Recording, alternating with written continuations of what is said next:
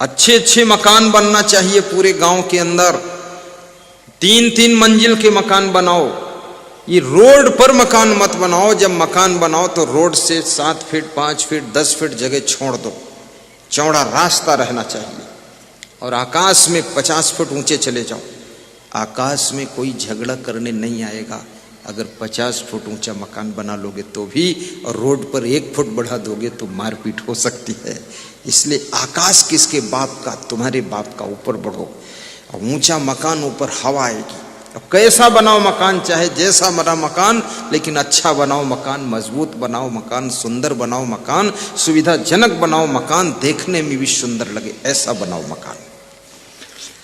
आज 2 मिनट में आप कहो तो मकान बनाने की कला भी सिखा दो कि ना सिखाऊं? जल्दी बोलो, नहीं तो नहीं सिखाऊंगा। तो मकान बनाना सिखाना आया है तुम्हारे कि तुम्हें जिंदगी जीने सिखाया है?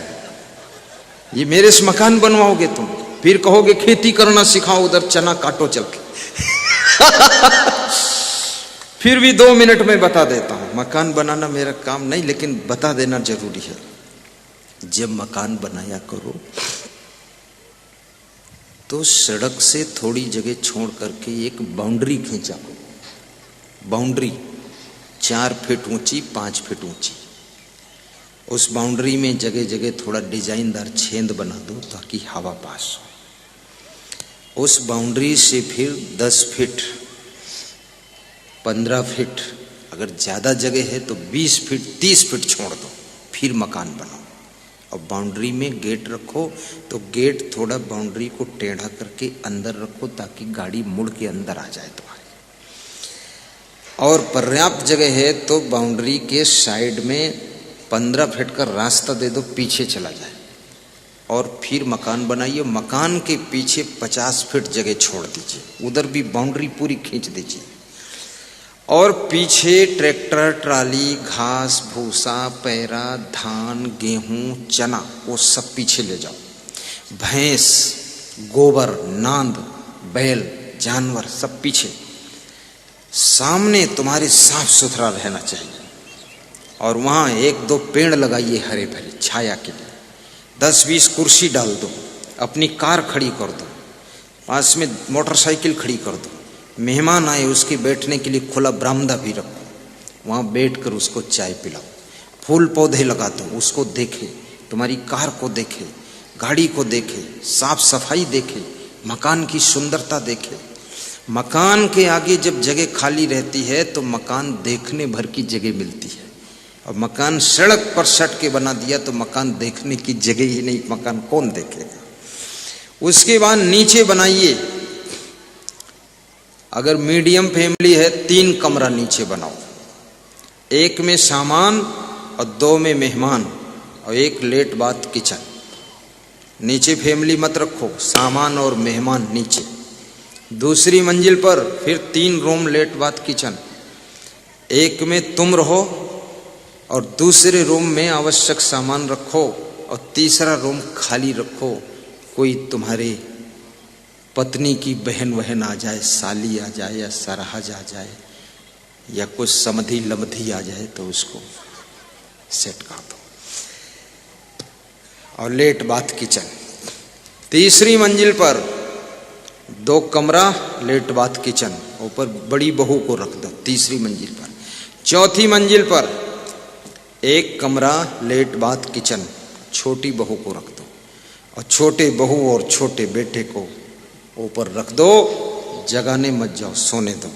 और जब इच्छा हो उनकी तो चौथी मंजिल से उनको कूद जाने दो, लफड़ा खत्म। कूदना नहीं है, कूदाना भी नहीं, ये तो हंसने के लिए कह दिया हूं। पर वहां 4 मंजिल का रखो, अलग अलग मंजिल, अलग अलग किचन, अलग अलग शौचालय। और यदि गांव में जहां तुम्हारी जगह है कम है तो उसको बेच दो। अब गांव के बाहर जहां जगह हो खरीद लो कहीं, बड़ा जगह में बनाओ मकान। गांव की घुसड़ पंच में मत घुसो, वहां किचपिच मचा हुआ है, खाम खा सब चकराचुंद मचा रखा है। ना गाड़ी जा सकती, ना बैलगाड़ी जा सकती, क्योंकि वहां तो सब बहुत झगड़ा बवाल है। दूर निकल जाओ, बाहर निकल जाओ। पूरा मकान बेच दो, वहां की जगह हटा दो, बाहर आ जाइए।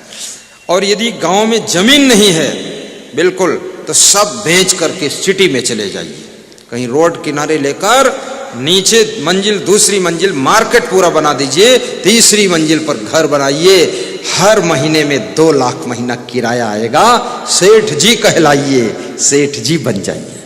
ऐसा विकास करिए। कोई जरूरी नहीं कासिमपुर में ही रहूं, कासिमपुर के भागलपुर चला जाऊंगा, गोराडी ही निकल जाऊंगा, बिजनेस में जुट जाऊंगा। जब यहाँ जमीन नहीं तो यहाँ लकड़ में क्यों फंसूं मैं। ऐसा विकास करो। और याद रखना, दारू कभी मत पियो, जुआ मत खेलो, क्रोध मत करो, अपनी पत्नी को पीटो मत, घर को बर्बाद मत करो, और पति पत्नी लड़ाई मत करो, प्रेम से रहो, गम खा लिया करो, अहंकार न दिखाया करो। बिहार में भी पति पत्नी बहुत लड़ते हैं। भारत देश में कोई ऐसा प्रदेश नहीं जहां पति पत्नी में, बहुत कम परिवार ऐसे हैं जो प्रेम से रह लेते हैं। वह परिवार मनुष्य रूप में नहीं है, देवी देवता के रूप में है, जिनके घर में पिता पुत्र में, भाई भाई में, पति पत्नी के बीच, सासू बहू के मध्य में वाद विवाद नहीं होता है, प्रेम की गंगा बहती है। वो परिवार देवी देवताओं जैसा परिवार है, और वहीं पर लक्ष्मी का निवास रहता है।